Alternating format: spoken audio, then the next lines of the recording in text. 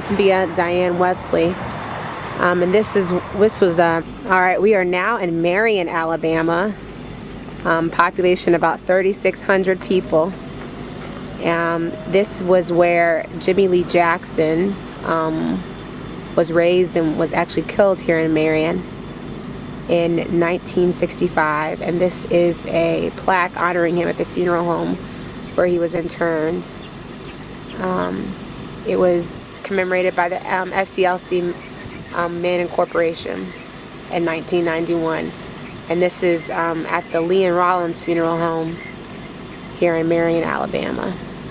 That's right. That was a march coming down. Was the march coming? He was trying to protect his mom or what? His grandfather, old man Cajun Lee, and his grandmother.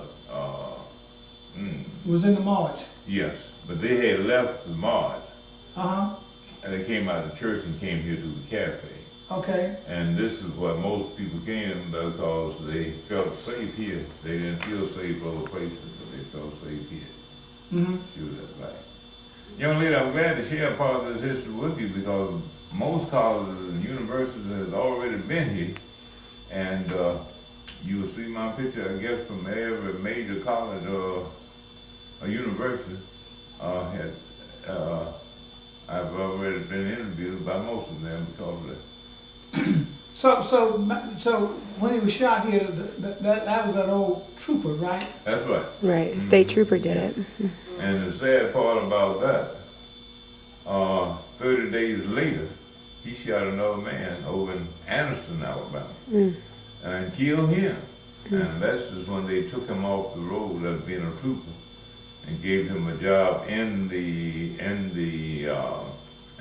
Department of Public Safety and had him in a key position there. I used to go there all the time and shook hands with him many times, but I didn't have no idea he's the man that shot Jimmie Jackson. And he and I was standing and talking and what have you. Now, Ronald, you took him to the hospital over here first? Yeah, Perry County Hospital first. We took him to Perry County Hospital first. Perry County said they didn't have any doctors in, but all it was, they were just refusing to treat him. And then they transported him there to the Bond Hospital in Selma.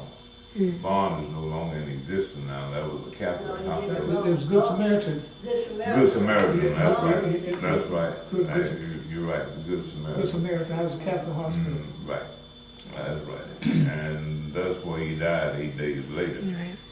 Sure did. Yeah, and we buried you from here. Yeah. Right. Now, where's the graveyard, Ron? Out here on 14, just about 2 or 3 miles from here. Okay. Yeah, we was out there this past Saturday and all that rain, Mrs. Laura, Joseph Laura wife. She was here and placed a wreath on his grave. Okay, we're going to get a picture of that. Yeah. And they come down yearly and do the same thing. The Saturday before the bridge crossing Jubilee, they always come down and place a wreath on his grave. And also have a little meeting here at the church. And for this year, for some particular reason, they chose me to be the guest speaker for that occasion. Oh, okay. Sure did. And so I got up there and told it real sweet and short. And it was good. Ronnie,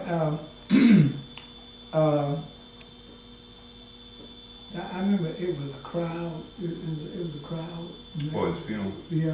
Oh yes, I mean, it supersedes standing on it. Yeah. Right.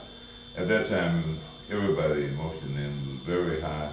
Right. And we had a funeral in Selma that morning at 11 o'clock. And brought him back here, had a funeral that afternoon here at 2 o'clock. And it was surprising and amazing that after the funeral was over, the street was crowded with cars. And Dr. King said there was only 2 vehicles that was going to go to the cemetery. That was the ambulance and the family car that his family was in. His mother, grandmother, and grandfather, and his sister and Jean was in. And everybody else marched to the cemetery. And when we left the cemetery, surprisingly, I told some of the kids that they could ride back in the hearse. They didn't want to get in the hearse ride, but finally 1 or 2 made up their nerve their mine, and they got in there, and after they got in there, boy, we had a load in there. They got in the real hearse, and we had 25 or 30 kids in the real hearse, so after I put them off at the church, I went back and I got 2 or 3 loads and continued to transport them until I got them all from the cemetery here. Raleigh, the highway patrol was down in this armory down here. That's where that rallying point, that's where they were staying, right? That's where they were standing, right. That, Right. Is that armory still down there? Yeah. The armory right down the hill, Yeah. and that's where they were. I believe them guys was like when they come up, like they were high on something. You know? They wasn't. They all like They wasn't gonna ever go out without having them something to motivate them. exactly. Yeah, no, they're not gonna ever go out. They were stationed down here in that armory. Just a bunch of the highway patrolmen. Right. What was the city like after he was killed? What was it like here? After he was killed, everybody was like saddened, and most people had their head down, and but there was a lot of people that didn't let that destroy their mind as to what the cause was. They were more or less about the cause, and there were some people just actually angry and would have took matters into their own hands. But Dr. King always stressed that this was a nonviolent movement, which was the way to go about it, because we as black people didn't have no ammunition or anything. We wouldn't have been able to retaliate with them and what have you. So there's a lot of people that refused to march anymore because they were just angry, and angry to the point that if anybody hit them or do anything to them, they were going to like hit back or fight back or whatever. But after the march, Bloody Sunday down in Selma, this is what really motivated. This is what really motivated people, and this is what really cost President Lyndon Baines Johnson to sign the Civil Rights Bill. And after he signed the Civil Rights Bill and what have you, this is when the white people began to realize that they wasn't above the law. Prior to that, they thought if you was black, you had to get back. If you was brown, you could stick around. If you was white, you was right. Sure did. I was telling on that Bloody Sunday, we were sitting here with ambulance ready to go because they thought a lot of folks was going to get killed. Remember down there? Right. We were sitting here. Right. We weren't in the march, but we were here ready to move. To take people to hospitals in case there was a lot of people got killed. Right, because everybody was ready for that because they knew there was going to be some confrontation now with the sheriff down there. Yeah. And the 3 young ladies that got bombed in the church in Birmingham, your father and I was in Birmingham on a funeral during that time. And they were up there bombing the church, and we were up there burying Who was buried up there? Mr. Pete Masters. And Pete Masters was up there, Yeah. We were there and what have you, and Sunday that the church was bombed in Birmingham. This was the headquarters for everybody, for the marshals. Lee Field Home's headquarters. Mr. Lee was a prominent citizen here, and he didn't take no stuff off anybody. No, right or wrong. If he saw it, he could be wrong. I don't know what, but if he saw it as right, that's just the way that. They would put a ticket on his truck. I bet he went and tear it up. That's it. Yeah, sure would. And off the record, he lost a lot of money around here with Justice Oscar Adams, U.W. Clemens, and the name of Adams' law firm before he got to be justice, it was Adams, Bacon, Clemens. And they defended all the civil rights cases and won. And after that, he got to be Supreme Court Justice.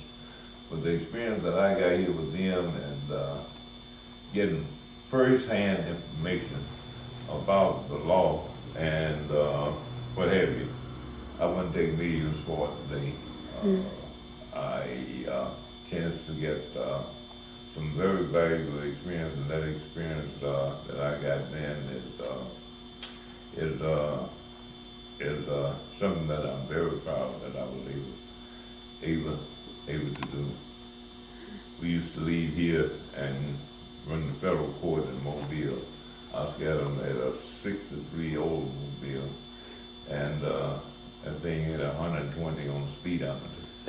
And doggone, we would rock that baby from here all the way to Mobile and back, and come back and be in court that afternoon and have the printout from the Supreme Court in Mobile, Alabama, bring it back here and use it in court that afternoon.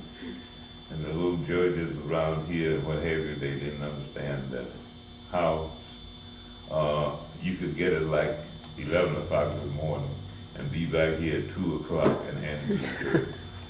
But we did that. They said they did. And it was quite amazing. Another amazing thing was that the Smith and Gaston Motel in Birmingham on 4th Avenue, I believe it was. That's where Fred Shuttleworth would stand when it was bombed and what have you. It was amazing that the good that that motel was in, and as soon as immigration came along, the Holiday Inn and the other places and what have you, caused that particular motel to go out of business, and it should have been around today. It should have been preserved for history, because that's where Shuttleworth was bombed, and Dr. King was heading into town one day there into Birmingham and what have you. And they had an idea that's where he was going to be staying. So they didn't bomb it that day, but they did attempt to, and what have you, to make sure that Dr. King didn't have any place to stay. And the cell that Dr. King wrote his letter,